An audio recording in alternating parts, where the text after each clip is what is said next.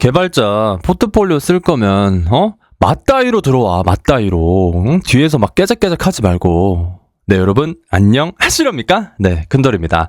자, 오늘 개발자 포트폴리오 맞다이로 쓰는 법 얘기를 해볼까 하는데요. 사실 이런 겁니다. 개발자 포트폴리오에서 이것만큼은 쓰지 말아야 하는 그런 몇 가지의 문장이 있습니다. 그런 거에 대해서 얘기를 해볼까 합니다. 첫 번째는 오픈소스를 좋아하는 개발자입니다. 그러니까 이런 것들을 쓰는 사람들이 많으니까 포트폴리오 앞단에다가 인트로듀스 하죠. 그러니까 내 자신은 무엇인가요? 이렇게 소개를 하잖아요. 그렇죠? 그때 오픈소스를 좋아하는 개발자 이렇게 놓는 경우가 많아요. 여러분, 저도 오픈소스 좋아하고요. 저도 여러분들 좋아합니다. 그러니까 이런 말을 쓰는 거는 당연한 거예요. 당연한 거예요. 그러니까 오픈소스 안 좋아하는 개발자가 어디 있어요. 그렇죠? 그래서 그 말은 지우셔야 되고, 제가 하나 좀 팁을 드리면 정말 유명한 오픈소스 있잖아요. 예를 들어서 Vue.js나 리액트나 스프링이나 이런 오픈소스들 있죠. 이런 오픈소스들에 기여를 하는 건 되게 어려워요. 그러니까 컨트리뷰트를 하는 거는 되게 어렵습니다. 이런 이제 오픈소스의 컨트리뷰터가 되는 거는 굉장히 어렵지만 이거는 쉬워요. 뭐냐면은 뭐 리액트의 이그젬플, Vue.js 이그젬플, 그리고 그런 거 있죠. 예를 들어서 차트.js라는 라이브러리가 있어요. 근데 이거를 Vue.js 기반으로 랩핑한 라이브러리, Vue, 차트, JS 이런 거 있죠. 이런 것들은 상대적으로 난이도가 쉽습니다. 그러니까 이런 것들에다가 컨트리뷰트를 하는 거예요. 그러면은 오픈소스를 좋아하는 개발자가 아니라 오픈소스에 컨트리뷰트한 개발자가 되는 거죠. 그러니까 이거의 차이는 하늘과 땅 차이입니다, 여러분. 이게 그렇게 어렵지 않습니다. 그러니까 이건 어려워요.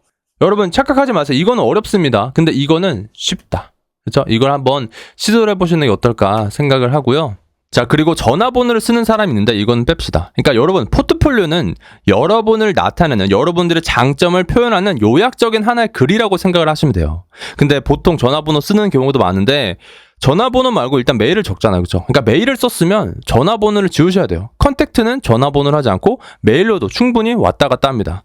저는 지원했을 때 전화번호를 이렇게 온 적은 없었어요. 그리고 보통은 포트폴리오 링크 말고 그 전에 그 앞단에 전화번호 쓰는 그 입력 폼을 줘요. 그렇죠? 그래서 전화번호를 쓰는 것은 중복된 정보라고 볼 수가 있습니다. 그리고 남의 레파지토리, 이게 좀 중요한데, 예를 들어서 여러분들이 팀 프로젝트를 하잖아요. 그렇죠? 팀 프로젝트를 하면은 어떤 특정한 사람의 레파지토리를 기반으로 이렇게 만들게 되겠죠. 그렇죠? 그렇게 하고 이제 컨트리뷰트를 이렇게 할 겁니다.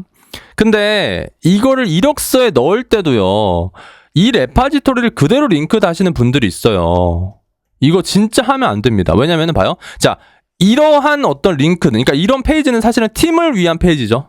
그렇죠? 그러니까 내가 뭘 담당했는지에 대한 포커스가 들어가지 않은 그런 페이지잖아요. 그렇죠?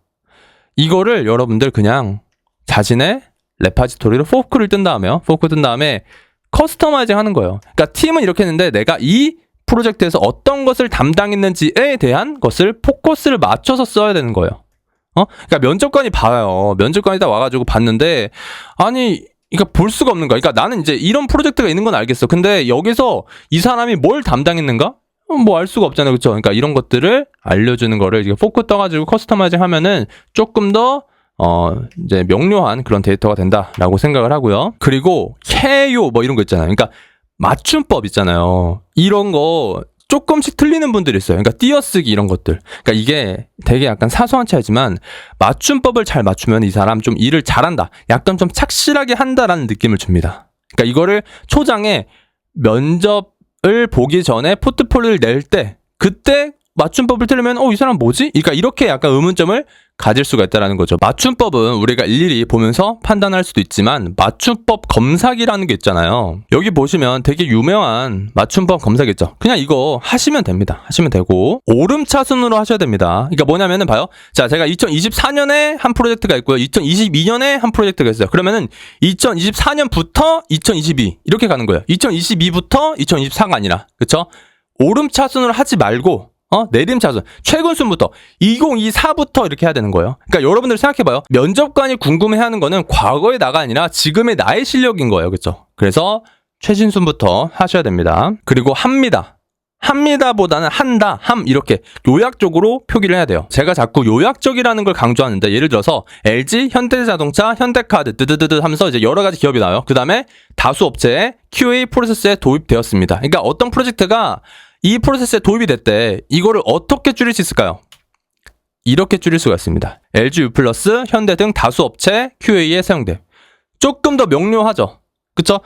이렇게 길게 서술할 수도 있어요. 그쵸? 근데 우리는 이 작은 어떤 하나의 장에다가 나의 어떤 장점을 이렇게 끌어서 이렇게 모아서 이렇게 표출을 해야 돼요. 근데 이렇게 하게 되면 조금 장황하게 된다라는 거죠. 그래서 조금 더 명료하고 요약적으로 표출을 하시는 게 좋습니다. 자, 그리고 학점이 3.2인데 이거를 앞단에 두시는 분들이 있습니다. 포트폴리오는 크게 이런 식으로 구성이 되죠. 인트로듀스, 그리고 스킬, 내가 가지고 있는 스킬이 뭐야, 프로젝트 나 뭐 했어, 커리어 나 어떤 경력 있어, 그렇죠? 이제 이거는 이제 신입일 때는 없을 수도 있습니다. 그리고 커뮤니티, 나 어떤 커뮤니티 했어, 이런 것들이죠, 그렇죠? 그리고 에듀케이션, 나 어떤 대학을 나왔어, 대학원을 나왔어, 이런 게 있죠. 이런 것들을 여러분들 순차적으로 구성을 하는 게 바로 포트폴리오예요. 보통은 인트로듀스 다음에 스킬 뭐 이런 식으로 이렇게 쭉 나가는데 이거를 여러분들 내가 어떤 장점을 가지고 있는지를 기반으로 장점을 먼저 표출해야 돼요. 이렇게 하시는 분들이 있어요. 인트로듀스 다음에 에듀케이션, 그 다음에 프로젝트, 스킬스, 이렇게 해도 돼요. 근데 내가 어떤 대학을 이렇게 나왔는데 그 대학이 비전공자, 내가 예를 들어서 유아교육과를 나왔어, 내가 예를 들어서 미술교육과를 나왔어. 여러분, 비전공자는 여러분들의 약점입니다. 정확히. 그러니까 미교과를 뽑을 거야, 컴공과를 뽑을 거야 라고 했을 때 컴공과를 당연히 뽑아요. 이거는 슬프지만 현실입니다. 그래서 만약에 이게 비전공자나 그러면 이걸 앞단에 두는 게 아니라 뒷단에 두거나 빼거나 이렇게 할 수가 있는 거고, 만약에 전공자예요. 전공자인데 학점이 3.2입니다. 3.2면 여러분 낮은 겁니다. 낮은 거. 근데 이거를 앞단에 둔다? 그러지 말라라는 거죠. 그러니까 여러분들의 장점이 될 만한 것들을 먼저, 프로젝트를 많이 했다면 이렇게